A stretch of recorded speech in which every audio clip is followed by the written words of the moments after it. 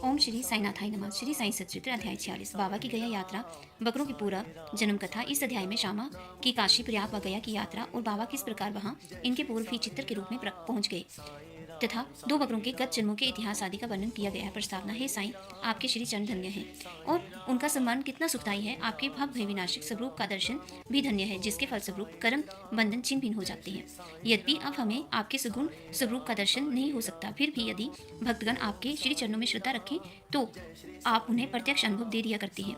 आप एक अज्ञात आकर्षण शक्ति द्वारा निकटस्थ या दूरस्थ भक्तों को अपने समीप खींचकर उन्हें एक दयालु माता की तरह हृदय लगाते हैं।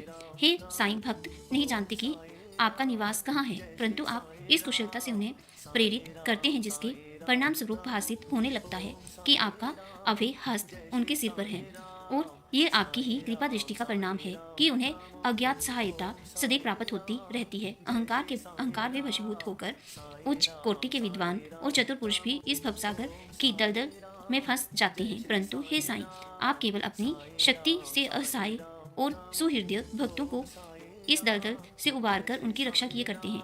पर्दे की ओंठ में छिपे रहकर आप ही तो सब न्याय कर रहे हैं, फिर भी आप ऐसा भी नहीं करते हैं जैसे उनसे आपका कोई संबंध ही ना हो। कोई भी आप की संपूर्ण जीवन गाथा न जान सका, इसलिए यही श्रेष्ठकर है कि हम अनेक भाव से आपके श्री चरणों की शरण में आ जाएं और अपने पापों से मुक्त होने के लिए आपका ही नाम स्मरण करते रहें। आप अपने निष्काम भक्तों की समस्त इच्छाएं पूर्ण कर उन्हें परमानंद की प्राप्ति करा दिया करते हैं। केवल आपके मधुर नाम का ही उच्चारण भक्तों के लिए अत्यंत सुगम पथ है।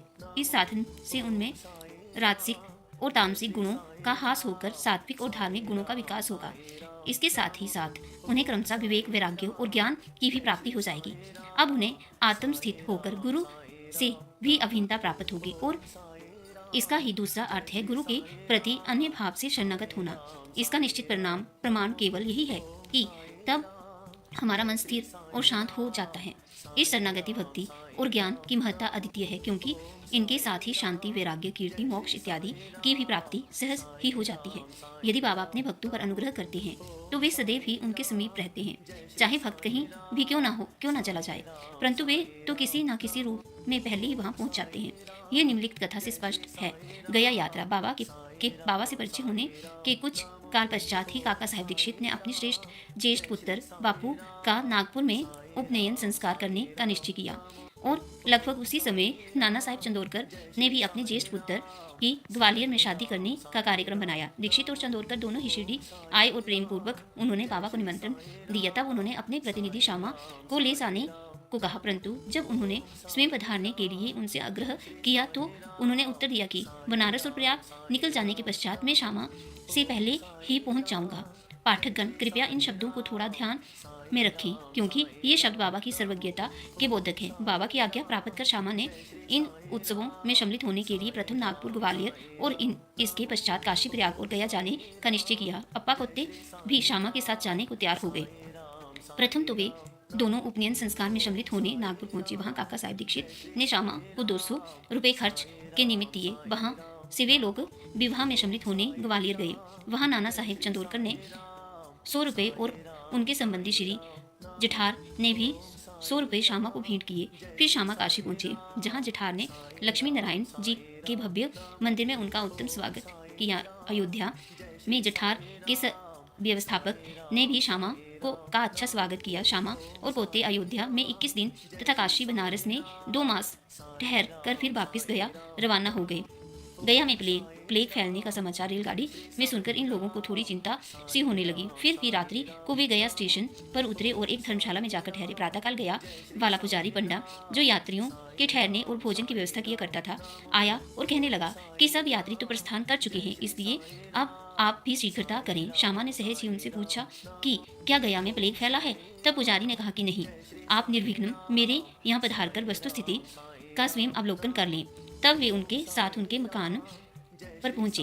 उसका मकान क्या एक विशाल महल था, जिसमें पर्याप्त यात्री विश्राम पा सकते थे। श्यामा को भी उसी स्थान पर ठहराया गया, जो उन्हें अत्यंत प्रिय लगा। बाबा का एक बड़ा चित्र, जो कि मकान के अग्निम भाग में ठीक मध्य में लगा था, देखकर वे अति प्रसन्न हो गए। उनका हृदय भर गया तथा उन्हें बाबा के शब्दों की स्मृति हो आई कि मैं काशी और प्रयाग निकल जाने के पश्चात श्यामा से आगे ही पहुंच जाऊंगा। श्यामा की आंखों से अश्रुओं की धारा बहने लगी और उन्होंने उनके शरीर में रोमांच हो आया और कंठ रुद्ध हो गया और रोते रोते उनकी किडनियां बंद गई। पुजारी ने श्यामा की जो ऐसी स्थिति देखी तो उसने सोचा कि ये व्यक्ति प्लेग की सूचना पर भयभीत होकर रुदन कर रहा है, परंतु श्यामा ने उसकी कल्पना के विपरीत ही प्रश्न किया कि ये बाबा का चित्र तुम्हें कहाँ से मिला। उसने उत्तर दिया कि मेरे 2-3 दलाल मनमाड़ और पूर्णतांबे क्षेत्र में कार्य करते हैं तथा उस क्षेत्र से गया आने वाले यात्रियों की सुविधा का विशेष ध्यान रखा करते हैं। वहाँ शिरडी से साईं महाराज की कीर्ति मुझे सुनाई पड़ी। लगभग 12 वर्ष हुए मैंने श्री शिरडी जाकर बाबा के श्री दर्शन का लाभ उठाया था और वहीं श्यामा के घर में लगे हुए उनके चित्र से मैं आकर्षित हुआ था।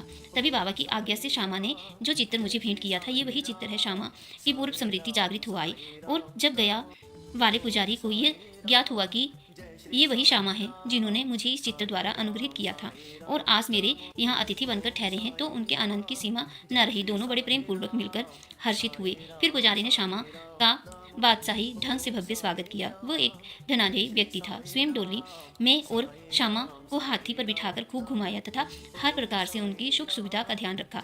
इस कथा निश्चित कर दिया कि बाबा के वचन सत्य निकले। उनका अपने भक्तों पर कितना स्नेह था, इसको तो छोड़ो, वे तो सब प्राणियों पर एक सा प्रेम किया करते थे और उन्हें अपना ही स्वरूप समझते थे। ये निम्नलिखित कथा से विदित हो जाएगा। 2 बकरे। एक बार जब बाबा लिंडी बाग में से लौट रहे थे तो उन्होंने बकरों का एक झुंड आते देखा। उनमें से 2 बकरों ने उन्हें अपनी ओर आकर्षित कर लिया। बाबा ने जाकर प्रेम से उनका शरीर अपने हाथ से थपथपाया और उन्हें 32 रुपये में खरीद लिया। बाबा का ये विचित्र व्यवहार देखकर भक्तों को आश्चर्य हुआ और उन्होंने सोचा कि बाबा तो इस सौदे में ठग गए हैं, क्योंकि एक बकरे का मूल्य उस समय 3-4 रुपये से अधिक न था और वे 2 बकरे अधिक से अधिक 8 रुपये में प्राप्त हो सकते थे। उन्होंने बाबा को कोसना प्रारंभ किया, परंतु बाबा शांत बैठे रहे। जब श्यामा और तात्या ने बकरे मोल लेने का कारण पूछा तो उन्होंने उत्तर दिया कि मेरे कोई घर या स्त्री तो है नहीं जिनके लिए मुझे पैसे इकट्ठे करके रखना है। फिर उन्होंने 4 सेर दाल बाजार से मंगवाकर उन्हें खिलाई। तब उन्हें खिला पिला चुके तो उन्होंने पुनः उनके मालिक को बकरे लुटा दिए। तत्पश्चात ही उन्होंने उन बकरों के पूर्व जन्मों की कथा इस प्रकार सुनाई। श्यामा और तात्या, तुम सोचते हो कि मैं इस सौदे में ठगा गया हूँ, परंतु ऐसा नहीं है। इनकी कथा सुनो।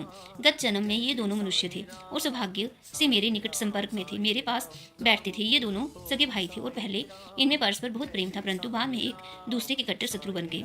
बड़ा भाई आलसी था, किंतु छोटा भाई बहुत परिश्रमी था, जिसने पर्याप्त धन उपार्जन कर लिया था, जिससे बड़ा भाई अपने छोटे भाई से ईर्ष्या किया करता था। इसलिए उसने छोटे भाई की हत्या करके उसका धन हड़पने की ठानी और अपना आत्मीय संबंध भूलकर वे एक दूसरे से बुरी तरह झगड़ने लगे। बड़े भाई ने अनेक प्रयत्न किए, परंतु वह छोटे भाई की हत्या में असफल रहा। तब वे एक दूसरे के प्राण घातक शत्रु बन गए। एक दिन बड़े भाई ने छोटे भाई के सिर पर लाठी से प्रहार किया। तब बदले में छोटे भाई ने भी बड़े भाई के सिर पर कुल्हाड़ी चलाई और परिणाम स्वरूप वही दोनों की मृत्यु हो गई। फिर अपने कर्मों के अनुसार ये दोनों बकरे की योनि को प्राप्त हुए। जैसे ही वे मेरे समीप से निकले तो मुझे उनके पूर्व जन्म का इतिहास स्मरण हो आया और मुझे दया आ गई। इसलिए मैंने उन्हें कुछ खिलाने पिलाने तथा सुख देने का विचार किया। यही कारण है कि मैंने उनके लिए पैसे खर्च किए जो तुम्हें महंगे प्रतीत हुए हैं। तुम लोगों को ये लेन देन अच्छा नहीं लगा, इसलिए मैंने इन बकरों को गडेरिए को वापस कर दिया। सचमुच बकरे जैसे सामान्य प्राणियों के लिए भी बाबा को बहुत प्रेम था।